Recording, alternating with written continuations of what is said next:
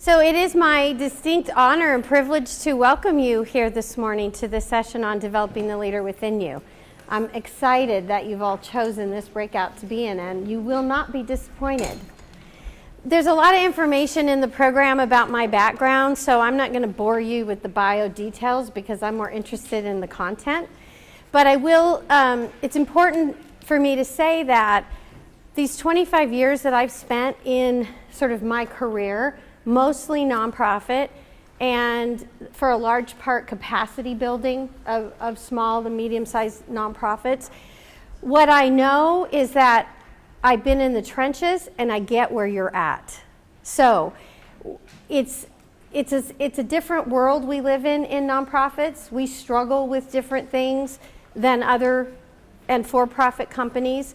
And I was a leader in the nonprofit sector that believed in the beginning that I needed a position of leadership to lead.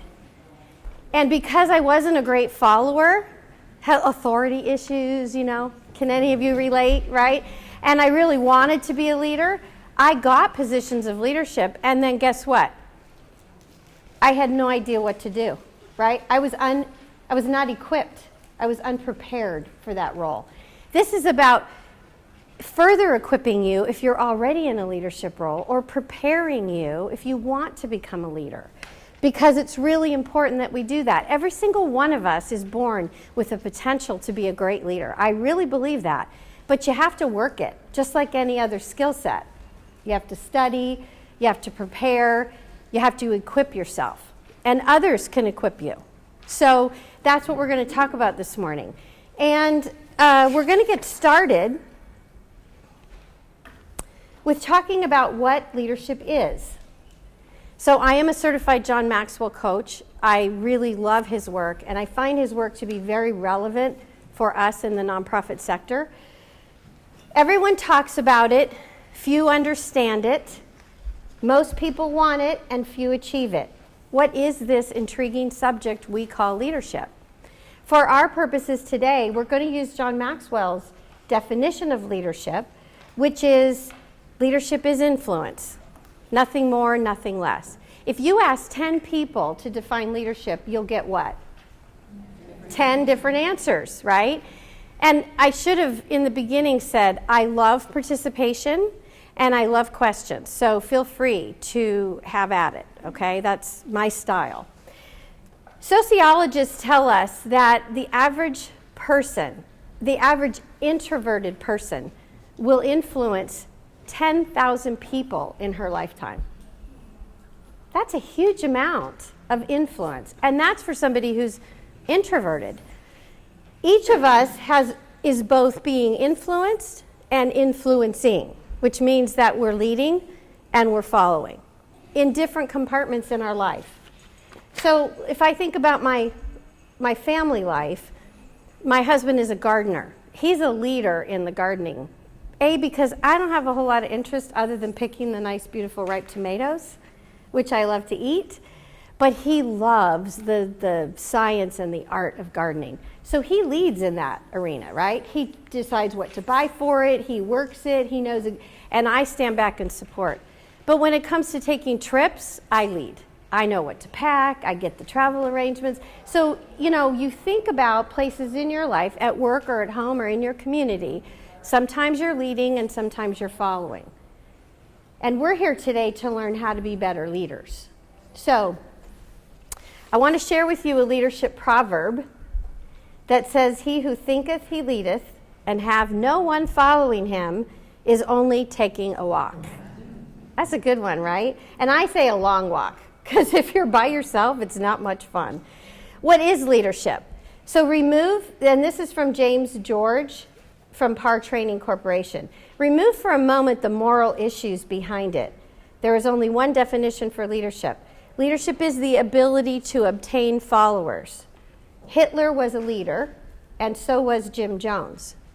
Martin Luther King Jr., Winston Churchill, and John F. Kennedy, all leaders.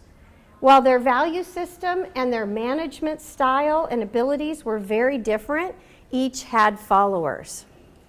Once you define leadership as the ability to get followers, You work your way backward from that point to figure out how to lead.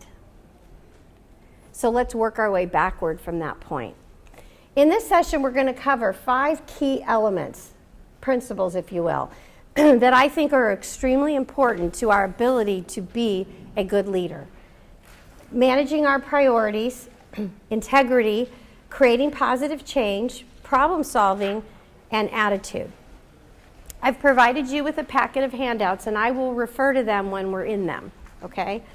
So let's first talk about priorities. Success is defined as a progressive realization of a predetermined goal. Makes sense, right? Success is defined by a progressive realization of a predetermined goal. This definition tells us that the discipline of prioritizing and our ability to work toward our goals is what will make us successful as leaders. Thinking ahead and prioritizing responsibilities mark the major difference between a leader and a follower. Have you heard this one before? Work smarter, not harder, right? It's not how hard you work, it's how smart you work. So a man was told that if he worked the hardest, the absolute hardest that he could, he would be rich. And he decided that the hardest he'd ever worked was digging holes. So he went to his backyard and he dug a bunch of holes. Well, he didn't get rich, he got a sore back. He wasn't focused on managing his priorities.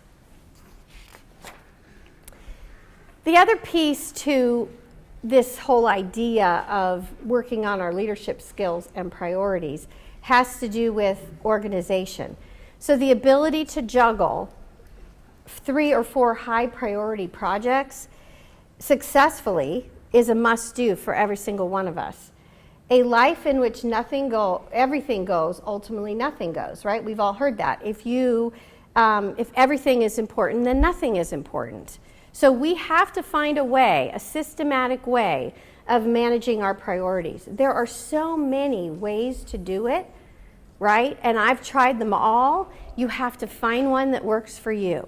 Whether it's that 4 quadrant that says high important, high urgency, high importance, low urgency, right? Low urgency, high importance, or low importance, low urgency. You all know those 4 quadrants. Whether it's that, or it's some system methodology that you use to create a priority list for yourself. And we're going to talk about the kinds of things you need to consider when you're thinking about your priorities. The point is you need to pick something. So you either choose or you lose. Leaders are initiators and followers are what? Reactors, right? So you can see the difference. If you lead, you pick up the phone and make a contact. If you're a follower, you're listening and you're waiting for the phone to ring. If you're spending time planning, you're anticipating problems, or you're spending time living day by day reacting to problems. Now, we all have days like this, yes? Have you ever had a day where you felt like it was not your own, you were not in control of what was going on, and you were simply putting out fires? So leaders have to put out fires sometimes, but we understand the difference between using water and using gasoline. So when we put out a fire, we always use water, and we try not to let the fire get too big.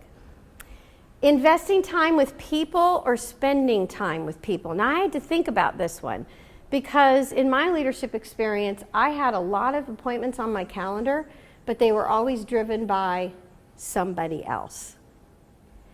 And I had meetings on my calendar that didn't feel like an investment. It felt like I was spending time. You've all had that? And so in order to take control of this, we have to be very diligent. Time is our most precious commodity. So it's really important that we think about the time we're investing in people and projects as opposed to spending on things that aren't serving our higher purpose. Do you fill the calendar with priorities or do you fill the calendar by request? So the question is not, will my calendar be full today, but who will fill my calendar? I get to choose that. As a leader, I need to be choosing that. And if not, the other question is not what will I see, but who will I see? So I'm driving the agenda in creating my priorities. The next one is evaluate or stalemate. So let's face it, we all have lots of competing priorities. And defining our priorities is not always black and white, it's lots of shades of gray. So we need a little help sometimes. Let's look at what kind of questions would assist us in our priorities. What's required of me, what gives me the greatest return, and what is more rewarding. And there is a rule of thumb that says you should spend 80% of your time where you're strongest, 15% of your time where you're learning, and 5% of your time in other areas. Make sense? So that's the rule of thumb for really maximizing your efforts every day. So let's look at the first question. What is required of me? A leader can give anything up except for final responsibility. Yes? So there's lots of layers, and as we climb the leadership ladder, there'll be lots of people who are under us doing work that we don't actually have to do. We have to do what only we can do. Of all the things that we do every day, what is it that only I can do? And that's the point of this question. Whatever those things are, they get put high on your priority list. As a leader, we need to distinguish between those things and the things that we need to delegate. So if you look at page 2 on your handouts, there's a series of questions. Take a moment and jot down 4 things that are required of you in your job. And if you can do them by priority, even better. 4 things required of you in your job.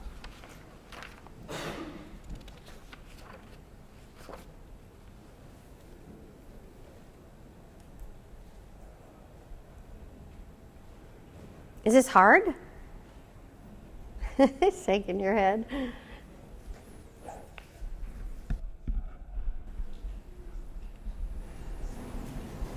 Have you all got something? Can you turn to the person next to you and share one thing that you put on your list? What is a priority, something that is required of you in your job?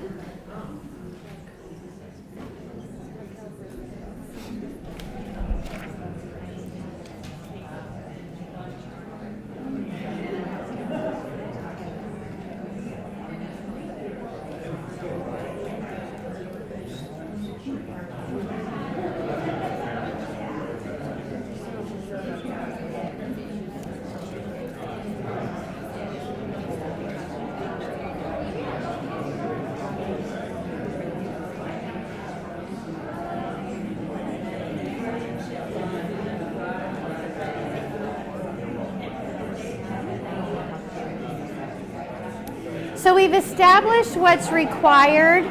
Oh, good. You're a chatty group when you're talking to each other. So we've established what's... Yes? Do you have extra? Great. Thank you. We've established what's required of us. Now we talk about what gives us the greatest return. This is the tough one, right? The effort expanded should approximate the results expected. Have you ever heard of that one before? The amount of effort I put into something should resemble the amount of output. A question I must continually ask myself, am I doing what I do best and receiving good return for the organization? See, in nonprofits, we tend not to think about ROIs, return on investment.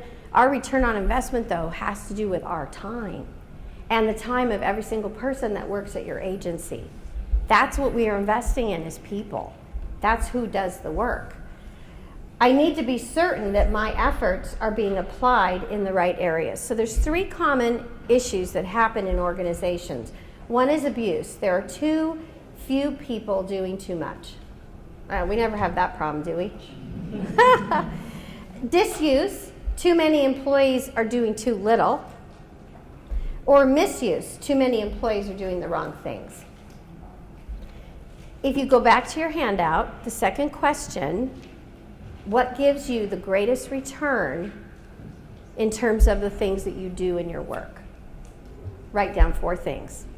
What gives you the greatest return? This is what's required. This is what gives me the greatest return.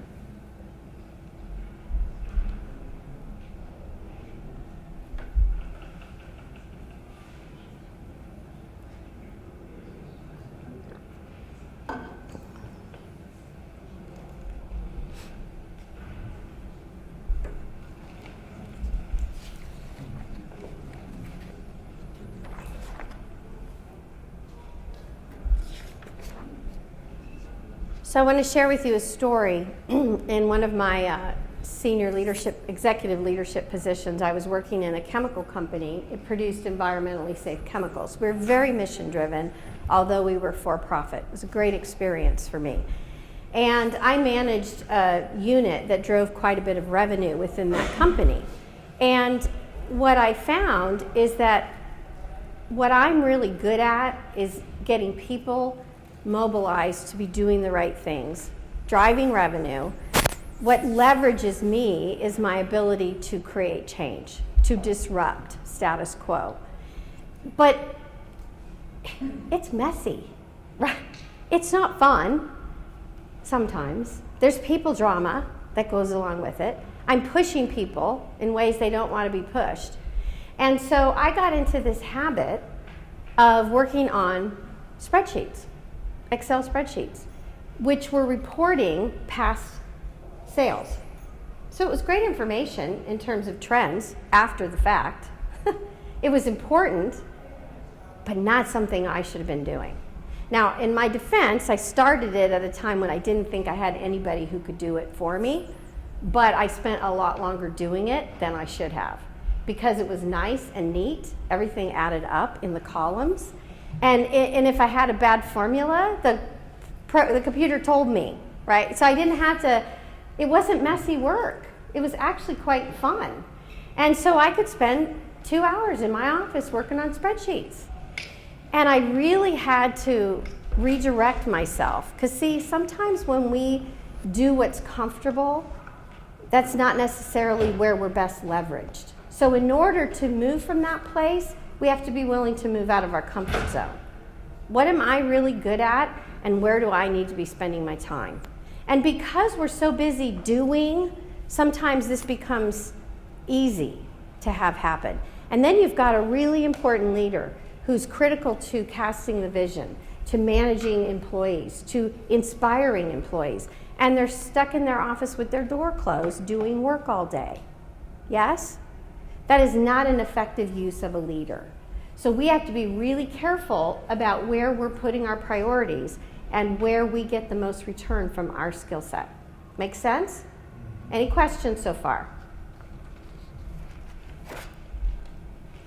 I love this question. What is most rewarding? Work's not supposed to be fun, right? Yes, it is. We're supposed to love what we're doing. That's the goal.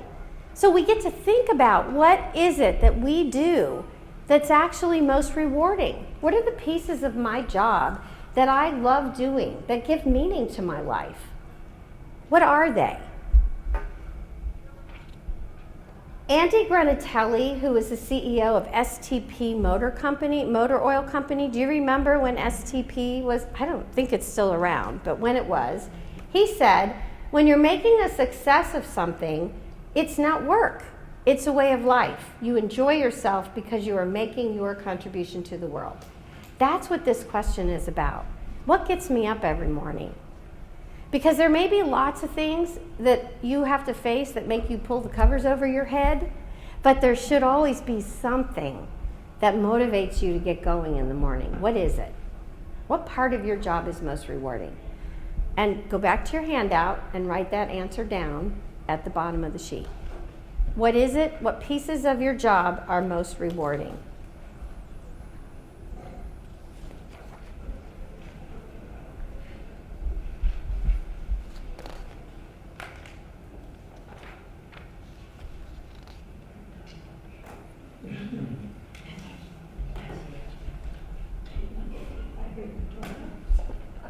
As you look at these three sections, here's what I want to say. Realize that success in your work and in your priorities is more easily met when the three R's are consistent, are similar, are aligned. In other words, requirements, return, reward. You're going to have a much easier time when those three R's are similar. Does that make sense? Because you're more motivated. In other words, if the requirements of your job are the same as your strengths, that gives you the highest return, and doing those things brings you great pleasure, then you will be successful in acting on your priorities. So if you didn't get things written down or you're not sure, take some time with this piece. Because lots of times there's just a shifting that's required, a delegating that's required, or a different way of us to view it that helps us get those three R's aligned. Okay, the next key to developing yourself as a leader is integrity. And I think integrity is probably one of the most important pieces of leadership. The dictionary defines integrity as the state of being complete or unified. The state of being complete or unified. When I have integrity, that means my words and my deeds match up. I am who I am no matter where I am or who I am with.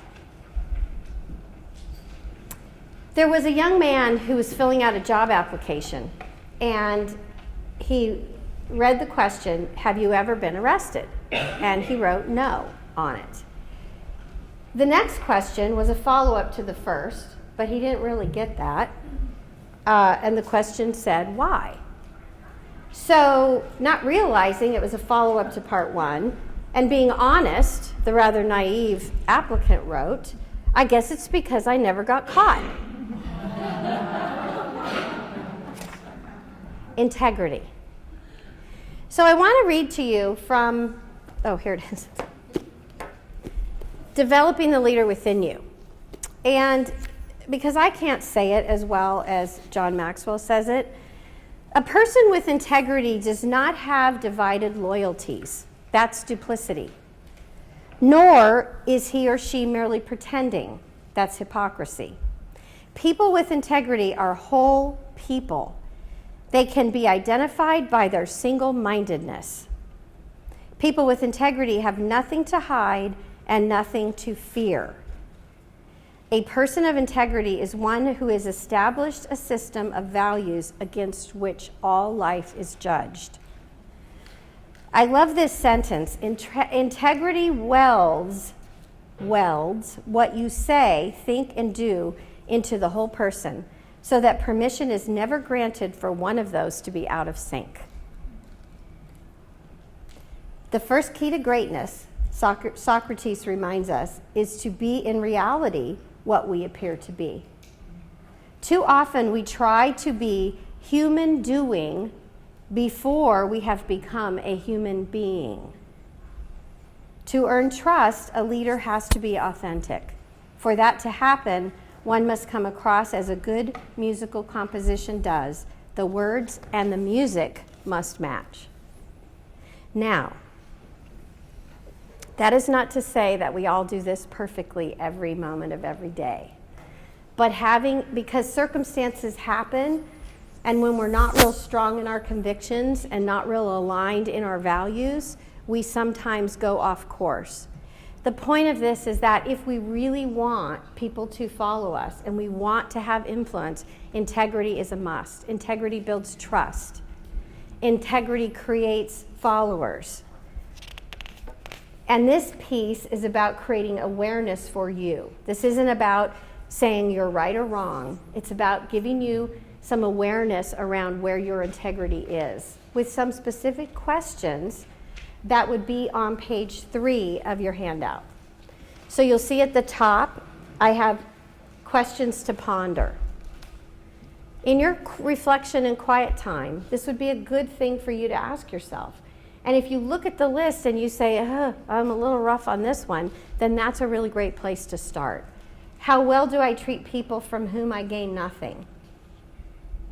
Am I transparent with others? Do I role play based on the persons I'm with? Am I the same person when I'm in the spotlight as I am when I'm alone? Okay, so I am not a morning person, right? And it wasn't too early for me, but I have a 7 a.m.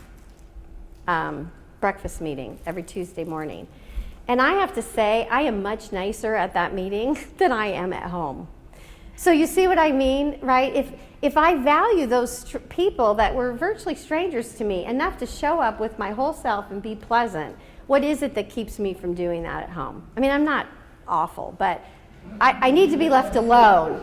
As long as you don't bother me, I'm okay. So that's it. I never would have thought about that as being out of integrity with myself, but it's an interesting question to ask. Why do I do it here, but I don't do it over here? Do I quickly admit wrongdoing without being pressed to do so? Do I put other people ahead of my own personal agenda? Do I have an unchanging standard for moral decisions, or do circumstances determine my choices? Do I make difficult decisions even when they have a personal cost attached to them? So those are really good questions to reflect on as you continue your journey as a leader, because integrity is very important. The third key to becoming an effective leader is creating positive change. You've heard the expression, change the leader, change the organization, right? Everything rises and falls on leadership. However, it's not easy to change leaders. In fact, they resist change as much as everybody else does.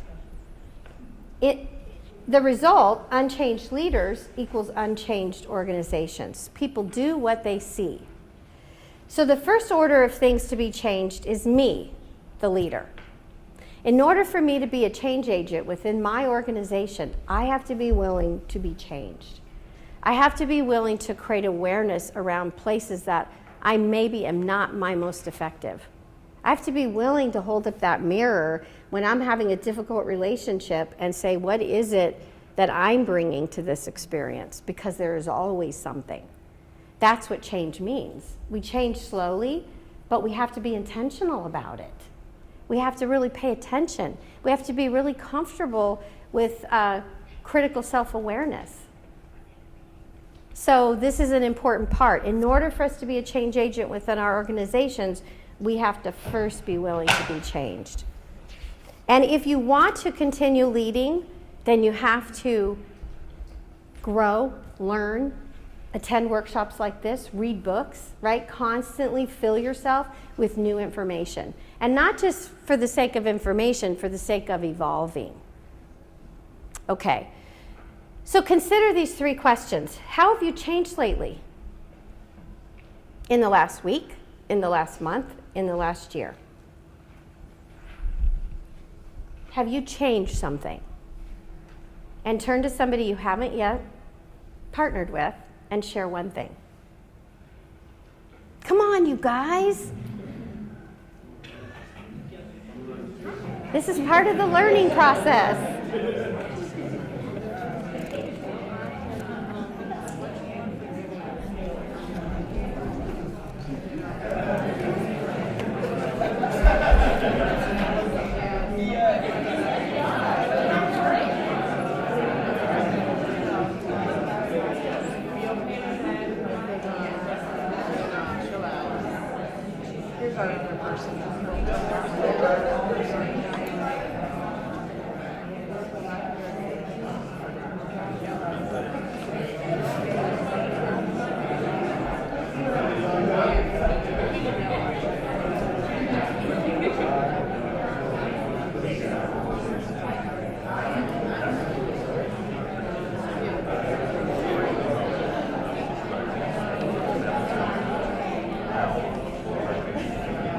Have you all had a chance to share?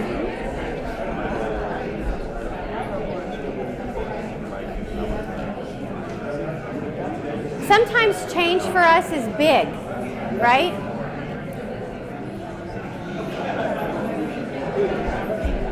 This was a good one. So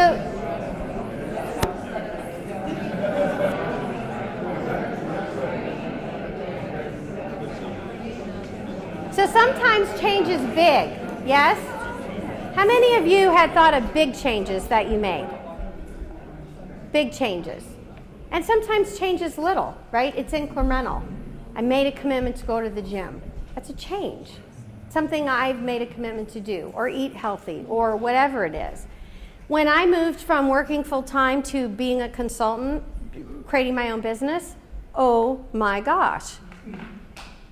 I have not just changed, I have transformed, right? The way I do things, the way I function, the same core principles are at play, but my life, my routine, my patterns, completely different. But I couldn't stand up in front of you today and talk about leadership, and I don't actually believe anybody can, who hasn't been through major transformation in their life, who hasn't faced tough decisions, who hasn't, made mistakes. Oh my gosh, I've made too many to count. Who hasn't scraped their knee or stumbled. That's what makes a great leader, is being able to do all those things and come out the other side. See, we're not born perfect. None of us are. And we're certainly not born knowing how to lead. We're born with the potential, which we then have to develop. And if you make a conscious effort to develop one baby step at a time, it will happen. And pretty soon you'll look back and go, wow, who was that? There's this great exercise you can try. Think about yourself a year ago. And if you could have a conversation with you a year ago, what would you say to her or him? And if you think about that, that's how you know how much you've grown, changed, right? Developed in the past year. Because the conversation I would have had with Jerry a year ago is, don't be so scared. Get over it, right? Start moving in the direction that makes your heart sing. Don't be afraid. It'll be okay. Because the perspective of time and the experiences I've had have told me that. And I know that's true for every one of you. Whatever issues or problems you face in this moment, they seem overwhelming, but if you go back to you a year ago, you'll go, wow, this is a piece of cake, right, compared to where I was. Because it's really hard for us to stay stuck as human beings. Have you ever known people who can? I've known a few, my judgment, but it's hard. Just being aware of helping yourself make those incremental changes will make all the difference in the world. And the only way you can be a change agent within your organization. So there's a few key things I want to say about change. Change could be a whole subject, right, in and of itself today. But before you institute any change in your organizations as a change agent, which is your job as a leader, you have to know the technical requirements of that change, and you have to understand the attitude and motivation, the attitude and motivational demands that change brings about. So there's lots of things that make change difficult. Pay attention. Learn what those are. Why do people resist change? What is the evolutionary process of change? How do I create a climate for change? This afternoon, that's what we're going to talk about. How to create a climate for leaders. How to create a climate for change. On page 3 of your handout, I've provided a checklist for you because I can't possibly cover change in this short time. But what I can give you is a checklist that says if I'm going to implement a change in my organization or a change in my department or a change in one of my programs, here's some things I can think about that will make the change go smoothly or will make the change hard. If your answer to most of those questions as you go through that are yes, then your change tends to be easier. If they're no, then you can be prepared for it being hard, or you might have to go back and rework some things.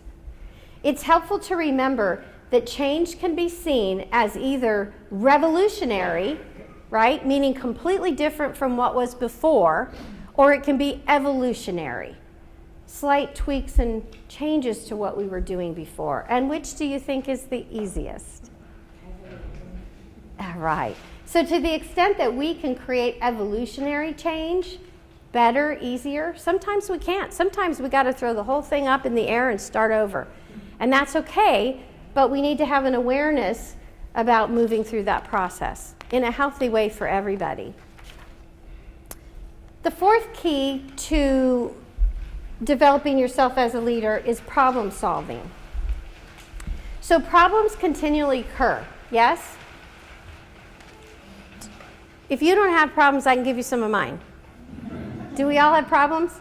At work, at home, in life in general. And my observation is that people don't like problems. They want them to go away, and they want them to be solved. So one way that you can begin to exercise your leadership is to be a good problem solver. Because when you're a good problem solver, your boss wants to give you some problems to solve, right? And it's a great learning ground for you.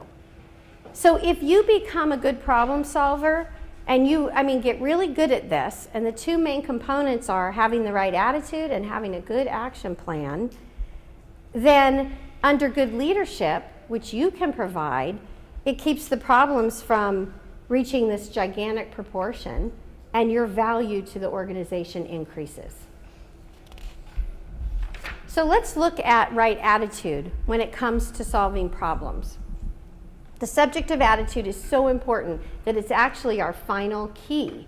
But with regard to problem solving, I want to offer just a few things. So Norman Vincent Peale said that positive thinking is how much you think about a problem, and enthusiasm is how you feel about a problem. The two together determine what to do about the problem. So enthusiasm and thinking, positive thinking, is what's going to help you solve that problem.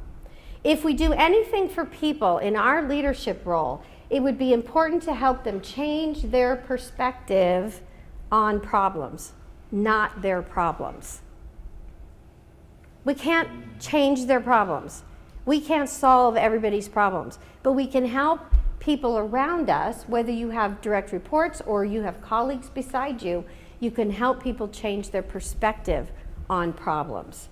Positive thinking doesn't always change our circumstances, but it always changes what? Our reaction. Us, our reaction. It changes us. When we are able to think right about tough situations, doesn't the journey seem easier? And you know that whole positive thinking thing? It's all about perspective. So I want to share a story, a quick story. I don't know if you're familiar with it, but G.W. Target, in his essay called The Window, tells of a story of two men confined to hospital beds in the same room. Both men were seriously ill. And though they were not allowed much diversion, no television, radio, or books, they weren't in today's hospitals, were they? Their friendship developed over months of conversation. They discussed every possible subject in which they both had interest or experience, from family to jobs to vacations, as well as their personal histories. Neither man left his bed, but one was fortunate enough to be next to a window. As part of his treatment, he would sit up in bed for just an hour every day. At this time, he would describe the world outside to his roommate in very descriptive terms. He would bring the outside world inside to his friend, describing to him the beautiful park he could see with the lakes and the many interesting people he saw spending their time there. His friend began to live for those descriptions. After a particularly fascinating report, the one man began to think it's not fair that his friend got to see everything, while he could see nothing. He was ashamed of his thoughts, but he had quite a bit of time to think, and he couldn't get this out of his mind. Eventually, his thoughts began to take their effect on his health, and he became even more ill, with a disposition to match. One evening, his friend, who sometimes had difficulty with congestion and breathing, awoke in a coughing fit and choking, and was unable to push the button for the nurse. The frustrated, sour man lay there staring at the ceiling, listening to his friend's struggle for life next to him, and he did nothing. The next morning, the day nurse came in to find the man by the window dead. After a proper interval, the man, who was eager to see out that window, asked if he could be moved, and it was quickly done. As soon as the room was empty, the man struggled up on his elbow to look out the window and fill his spirit with the sights of the outside world. It was then that he discovered the window faced a blank wall. Perspective. We can either see the parks and the lakes and the people, or we can see the blank wall. And what we choose to see is what fundamentally changes us. The next piece of problem solving and becoming a change agent, so we have attitude, now we have the plan. Problem solving process is what I've provided for you in your handout. So it gives you some steps to take when you're facing a problem, some steps that you can take to look at that problem and move toward a solution. In addition to being the kind of leader who focuses on helping people solve problems, in addition, be the kind of leader that helps people solve problems, not solving people's problems. You see the difference? I want to help you solve your problem, but I'm not going to do it for you. And this process is a great way of helping somebody walk through the problem-solving process. The other thing to think about in allowing other people to solve their own problems is never allowing them to think that you have all the answers. It's easy to do because when we're in leadership, we think we're in power, we think we're supposed to have all the answers. But don't ever let somebody think you have all the answers. Ask questions. Help them think it through. Be a coach, not a king. Right? So ask questions, don't proclaim from on high. List solutions on paper, and as you do that, integrate your own ideas into it. So it's a collaborative process. Ask them to decide on the best solution, have them develop a game plan, and ask them to take ownership and responsibility for that game plan. Now, I want to share with you another story. When I worked for the Points of Light Foundation, we had a national conference, and our national conference was held all over the country, so we traveled. And in this particular one, we were in Salt Lake City, and we arrived a couple of days after Elizabeth Smart had been kidnapped. So the city was just, fixated and wrapped up in this crisis. And we were holding our annual conference, 8,000 people. So the governor was supposed to speak, and the mayor was supposed to speak at our opening session, and of course there was also had been scheduled a candlelight vigil in the park that same day. So our CEO, who is never short on having great ideas, decided that we should participate in the candlelight vigil. Well, in a conference center, you can't light candles, nor would you want 8,000 people, right, to pull out their lighters. So, and in those days, we weren't using cell phones like we do today. So this problem would have been easier to solve. So my team got together, and we had the brainstormed ideas, and somebody thought of flashlights. We'll order little flashlights. So we ordered 8,000 small flashlights. And the staff was all excited, and we got there and opened the box, and the thing we had not anticipated was that the batteries were not in the flashlights. They were provided, which we remember reading, but they were not inserted into the flashlight. So my team of 6, 7, 8 people are standing there looking at this, and I'm like, we need to put all these batteries in. That was my solution, right? They're like, Jerry, you're crazy. We can't do that. We can't put 8,000, we can't put all these batteries. This will take us all night long, and we have all this other stuff. So I had a moment to decide. Do I let the group collaborate on solving the problem, or do I decide on what I think is the best? And I let the group collaborate, knowing that whatever happened, I would have to take responsibility anyway. So their brainstorm was to hand every participant as they walked in the door a flashlight and batteries. Well, that makes sense, right? Put your own batteries in. Okay. Well, the session starts. It's rather quiet in the room, and we hear this plop, roll, plop, roll, plop, throughout the entire convention center room. Didn't anticipate people dropping their batteries, right? Because the lights were dim, and dropping them on concrete and rolling all over the room. At which point, I'm in the back of the room going, you have got to be kidding me. And then people are crawling down trying to get their batteries, right? And my team is like, whose idea was that? So, you know, problem solving is tricky. And sometimes you don't anticipate. You think you've thought through everything and it still goes awry. But that is a great example. It was more powerful for me to let my team participate in that decision. And of course, I'm thinking I should have put the darn batteries in, right? It was not a practical decision. So we did the right thing. We didn't anticipate every problem, but we got through it. I took responsibility, and my team took responsibility. They're like, we all decided this, Jerry. And their respect for me grew because I allowed them to participate in that decision, no matter how it turned out.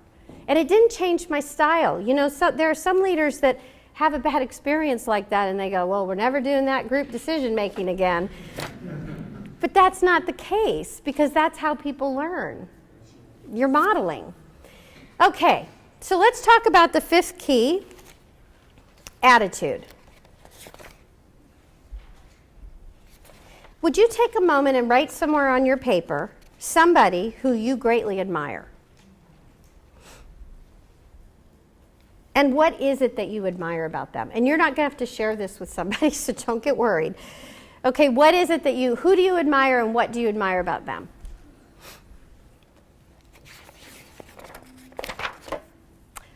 This is another funny thing, right? When they asked me about my AV needs, I said a flip chart. You see the problem with this? I'm visioning, right? Okay, so tell me, what are the things you admire? Give me qualities. Courage. What else? Attitude. Ability to motivate. Ooh. Passion and vision. Ooh. Willingness to sacrifice. Sacrifice. Walks his talk. Uh-huh. Listen. Listens. What else? Honesty. Honesty. What else? Creativity. Creativity. Good one. What else? Integrity. Integrity. Self-awareness. Self-awareness. Fair. What was it? Fair. Fair. Fair. They're fair. So some of those are skills, yes? Some of them, none of them, are about how they look. And almost all of them are about what? Attitude. Right. The ability to sacrifice, walk our talk, have passion and vision, that's all an internal attitude. That's the way we look at life. That's how important it is to us. So attitude makes the difference when you're leading others. Leadership has less to do with position and all about disposition. Right? Leadership is not positional, it's dispositional. The disposition of a leader is important because it influences their followers to think and feel a certain way. Attitude may not be the asset that makes you a great leader, but without good ones, you will never reach your full potential. Attitude, attitude, attitude. Our attitudes are the and then some part of us, right? We're great problem solver. We're great at working. We've got great skills. We're committed. We're loyal. We're dedicated. And then some is our good attitude. So what are our attitudes comprised of? Our attitudes determine, or rather, they determine what we see and how we handle our feelings. You remember this one, right? Do you see the old lady or the young, beautiful woman? So it's all about perception. Our attitudes determine what we see and what we do, how we handle our feelings. Psychology 101 tells us that we see what we are prepared to see. Yes? And our attitude determines how we handle our feelings. Now, notice I didn't say our attitude creates our feelings, because we all have bad days. And we all have feelings that pain, hurt, disappointment. It's not about not having those, but our attitude determines how we display them. Our attitude decides how we handle those. And if you've ever known anybody who's just got an angry attitude, right? They have an occurrence that causes them to be angry, they're going to just emote because that's where their attitude is. They're not going to handle that feeling in a constructive way. Remember that leadership is attitude, and people catch our attitude like they catch our colds when they get too close to us. It's contagious. So if we have a negative attitude, so will the people that we serve. Now, this is where I would ask you to think about, and because of time, I would ask you to think about some negative attitudes that you have developed. And you probably all have them. I know I do. Perceptions. Because of a situation, because of something someone did, because of consistent something they did, right? I've developed an attitude. I have a negative attitude about them. There's this great term that's in John's book that as many times as I've read it, I've never seen it. What is it? You get a prize if you can say it. Psychosclerosis, which is the hardening of attitude which causes a person to cease dreaming, seeing, thinking, and leading. Wow. Have you ever known anybody like this?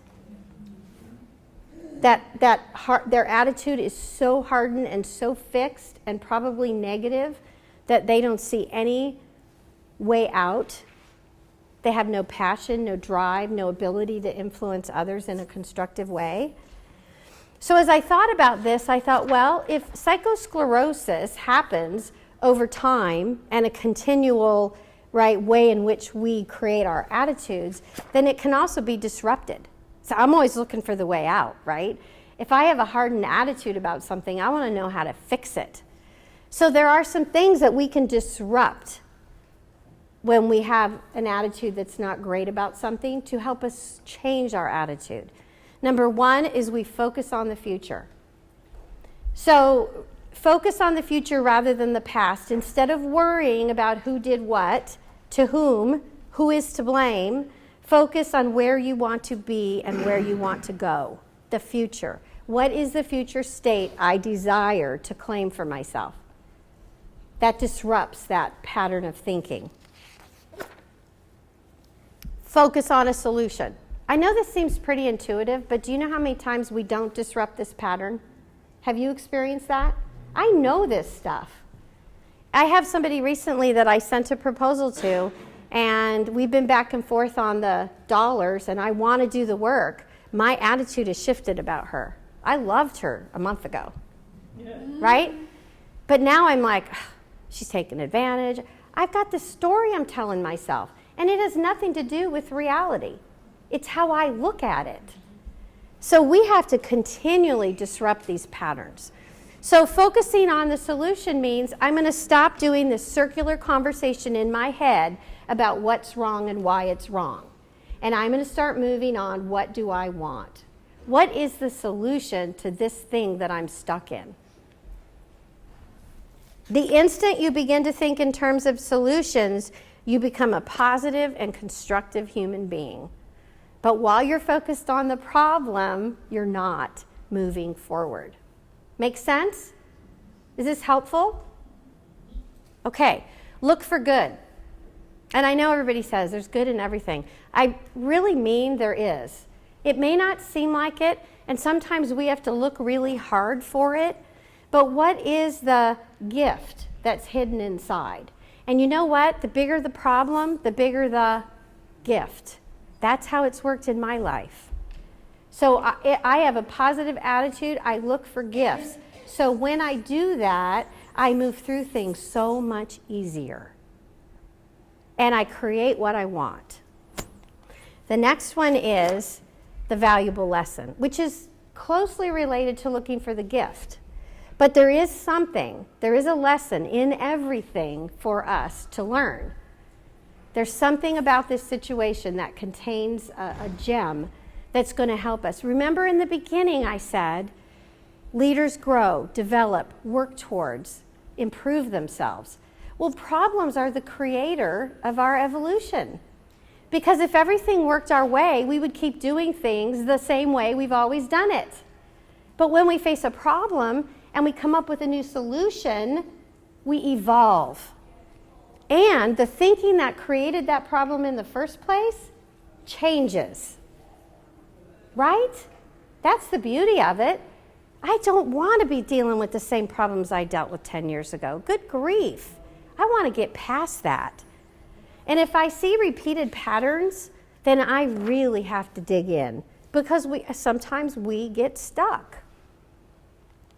So let's look at the 4-step process. Focus on the future. Focus on the solution, not the problem. Look for good and look for the valuable lesson. Sometimes we have to look hard, but it's there.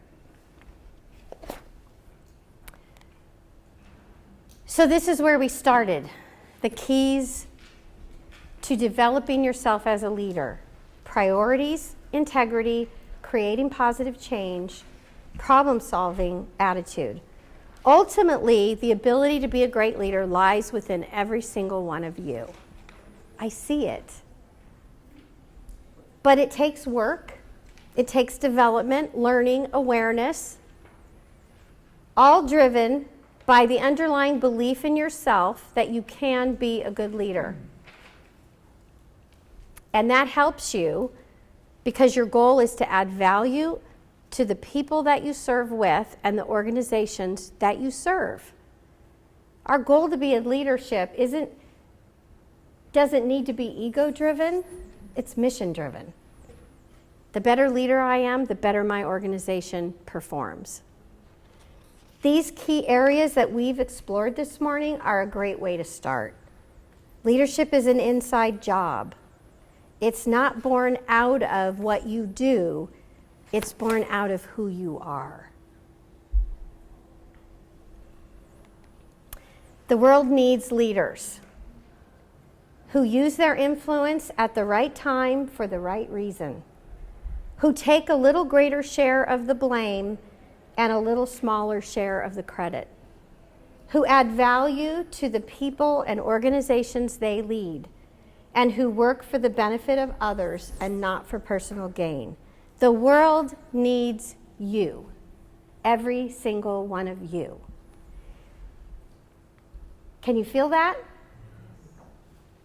So thank you for being here today. Ooh, question? Yeah, you made the statement and you said our goal is to add value to the people and the organizations that we serve, and then you made a comment after that. And for the organizations in which we serve. Yeah. And then you said Something else?